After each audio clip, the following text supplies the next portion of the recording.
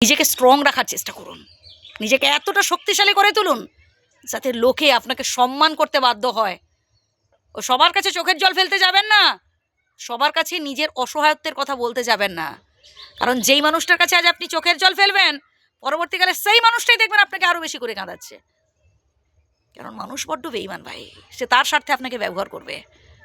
মনের দুঃখ কষ্টের কথাগুলো না স্বয়ং বিধাতার কাছে জানান, তাতে লাভ আছে, মানুষের কাছে নয়। ভাই আপনি যার কাছে চোখের জল ফেলছেন সে কি সহানুভূতি দেখাচ্ছে আপনার প্রতি, না উল্টে তার দুঃখ কষ্টের কথাগুলো আপনার কাছে বলছে? কোনটা বলুন তো? ঠান্ডা মাথায় ভাবুন কথাগুলো। হ্যাঁ এটাই, সে আপনার দুঃখ কষ্টের কথাগুলো শুনতে চাইছে না, সে তার জীবনের দুঃখ কষ্টের কথাগুলো, মানে অতীতে কখনো হয়তো তার জীবনে এরকম ঘটেছে, সে এই দুঃখ কষ্টের কথাগুলো আপনার কাছে বলতে চাইছে। তাহলে বেকার বলতে যাচ্ছেন কেন ভাই? যারা যারা আপনার প্রতি সহানুভূতিশীল নেই, যারা আপনার দুঃখ কষ্টের কথাগুলো শুনতে চাইছে না, কেন বলতে যাচ্ছেন? বলুন না, স্বয়ং বিধাতার কাছে, তাতে লাভ আছে। স্বয়ং বিধাতার কাছে জানান, তাতে লাভ আছে ভাই। মানুষের কাছে বলতে যাবেন না, সবার কাছে নয়। হ্যাঁ, এই পৃথিবীতে ভালো মানুষ আছেন, এই পৃথিবীতে শুভাকাঙ্ক্ষী আছেন আপনার, সেটা আপনাকেই চিনে নিতে হবে, আপনাকেই খুঁজে নিতে হবে। যদি সত্যিকারের কেউ ভালোবেসে থাকেন আপনাকে, না আপনার পিতামাতা ভাই, আপনার বাবা মায়ের থেকে বেশি ভালো আপনাকে কেউ বাঁচতে পারে না। আর পিতামাতার পর যে শুভাকাঙ্ক্ষী আপনার স্ত্রী, আর বৃদ্ধ বয়সে এই মানুষটাকেই আপনার বেশি প্রয়োজন। বৃদ্ধ বয়সে আপনার স্ত্রীকেই বেশি প্রয়োজন তখন।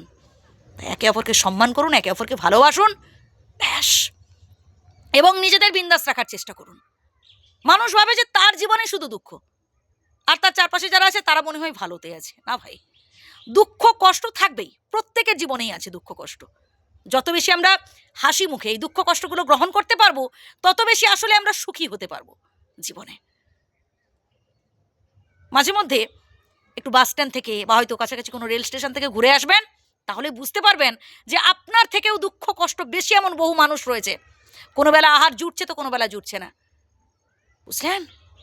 কঠোর পরিশ্রম করতে হবে জীবনে। সফল হতে গেলে কঠোর পরিশ্রম করতে হবে। কঠোর পরিশ্রম ছাড়া জীবনের সফলতা অসম্ভব। লোকে কে কি বললো ভাই, এসব নিয়ে কেন ভাবতে যাচ্ছেন? লোকে তো বলবে, লোকে তো সমালোচনা করবেই।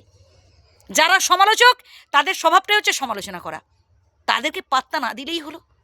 আপনি আপনার পরিবারের কর্তা, আপনার কথাই হবে শেষ কথা। আপনি যদি নিজেকে গুরুত্ব না দেন, তাহলে একটা সময় দেখবেন পরিবারের লোকজন কি, শুধু এই পৃথিবীর প্রত্যেকেই আপনার অসহায়ত্বের সুযোগ নেবে।